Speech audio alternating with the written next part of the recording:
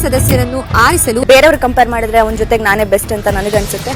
ನಾನು ಸೂರಜ್ನ ಸೆಲೆಕ್ಟ್ ಮಾಡ್ಕೋತೀನಿ ಅಂತ ನಂಗೆ ಗೊತ್ತಿತ್ತು. ಅದೇ ಟಾಸ್ಕ್ ವಿನ್ ಆಗಬೇಕು, ಕಾವ್ಯಗಿರಿನ ಆಚೆ ಇಡ್ತಿದ್ದೀನಿ. ಬಿಗ್ ಬಾಸ್ ಮನೆಯಲ್ಲಿ ಜೋಡಿ ಟಾಸ್ಕು ಮತ್ತೊಮ್ಮೆ ಶುರುವಾಗಿದೆ. ನಿಮಗೆ ಗೊತ್ತಿರಬಹುದು, ಬಿಗ್ ಬಾಸ್ ಶುರುವಾದಾಗಲೇ ಜೋಡಿಗಳಾಗಿ ಒಳಗೆ ಕಳಿಸಿದ್ರು. ಈಗ ಮತ್ತೊಂದು ಟಾಸ್ಕ್ ಅನ್ನ ಬಿಗ್ ಬಾಸ್ ಅವರು ಅದೇ ರೀತಿ ಕೊಡ್ತಾ ಇದ್ದಾರೆ. ಅದು ಕೂಡ ಸಿಕ್ಕಾಪಟ್ಟೆ ಮನೋರಂಜನವಾಗಿದೆ ಹಾಗೂ ಜೋಡಿಗಳಿಗಾಗಿ ಫೈಟ್ ಕೂಡ ಮನೆಯೊಳಗೆ ನಡೆದಿದೆ.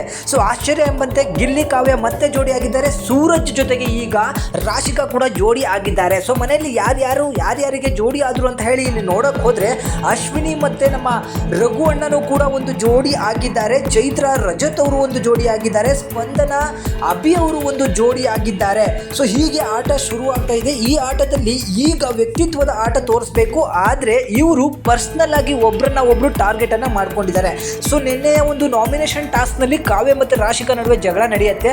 ಆ ಸಂದರ್ಭದಲ್ಲಿ ಇಟ್ಕೊಂಡಿರುವಂತಹ ದ್ವೇಷವನ್ನ ರಾಶಿಕಾ ಈ ಟಾಸ್ಕ್ ನಲ್ಲಿ ತೀರಿಸೋಳಕ್ಕೆ ಹೊರಟಿದ್ದಾಳೆ.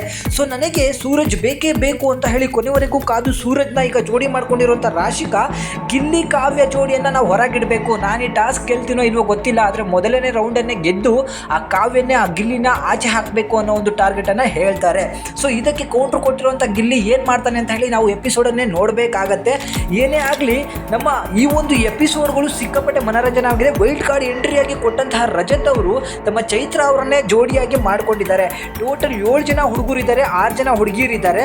ಸೊ ಅದರಲ್ಲಿ ಈಗ ಮುಖ್ಯವಾಗಿ ನೀವು ನೋಡ್ಬೋದು ಒಂದು ಜೋಡಿ ಮಾತ್ರ ತಪ್ಪಿಸ್ಕೊಳ್ಳುತ್ತೆ. ಅದು ಕೂಡ ನಮ್ಮ ರಕ್ಷಿತಾ ಅನ್ಬೋದು. ರಕ್ಷಿತನಿಗೆ ನನ್ನ ಪ್ರಕಾರ ಧ್ರುವಂತೆ ಸಿಕ್ಕಿರ್ಬೋದು ಅಥವಾ ಮಾಳುವಣ್ಣನ ಜೊತೆಗೆ ಆಡಿರ್ಬೋದು. ಅದೊಂದು ಕನ್ಫ್ಯೂಷನ್ ಇದೆ. ಇನ್ನು ಉಳಿದಂತೆ ಎಲ್ರಿಗೂ ಕೂಡ ಗೊತ್ತಾಯಿತು. ಸೊ ಅದರಂತೆ ಆಡ್ತಿದ್ದಾರೆ. ಬಟ್ ಗಿಲ್ಲಿ ಸೂರಜ್ ನಡುವೆ ಯಾವ ರೀತಿ ಫೈಟ್ ನಡೀತಿದೆ ಖಂಡಿತ ಗೊತ್ತಿಲ್ಲ. ಮೊದಲನೇ ಟಾಸ್ಕ್ಗೆ ಕಾಲಿಗೆ ದಾರವನ್ನು ಕಟ್ಟಿದ್ದಾರೆ ಜೋಡಿಗಳಿಗೆ. ಆ ದಾರದಿಂದ ಓಡೋಗಿ ಏನೋ ಒಂದು ಎತ್ಕೊಳ್ಬೇಕಾಗತ್ತೆ. ಸೊ ಇದರಲ್ಲಿ ಗಿಲ್ಲಿಯವರು ಗೆದ್ದು ಎಲ್ಲಾದರೂ ರಾಶಿಕನ ಹೊರಗಿಟ್ರೆ ಅವಳಿಗಾಗುವಂಥ ಅವಮಾನ ಇನ್ಯಾರಿಗೂ ಕೂಡ ಆಗೋಲ್ಲ. ಯಾಕಂದರೆ ಇಬ್ಬರು ಕೂಡ ಬೆಡ್ಡಲ್ಲಿ ಕೂತ್ಕೊಂಡು ಡಿಸ್ಕಸ್ ಮಾಡಿದ್ದಾರೆ. ಗಿಲ್ಲಿನ ಕಾವ್ಯನ ಹೇಗಾದರೂ ಮಾಡಿ ನಾನು ಆಚೆ ಇಡಲೇಬೇಕು.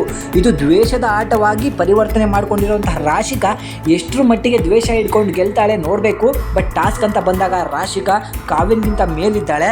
ಆದರೆ ಗಿಲ್ಲಿ ಕಾವ್ಯ ಸೇರಿಕೊಂಡ್ರೆ ಏನನ್ನು ಬೇಕಾದರೂ ಚೇಂಜ್ ಮಾಡುವಂಥ ಕೆಪಾಸಿಟಿ ಗಿಲ್ಲಿಗಿದೆ ಅಂತ ಹೇಳಿ ಅನ್ಕೋತೀವಿ.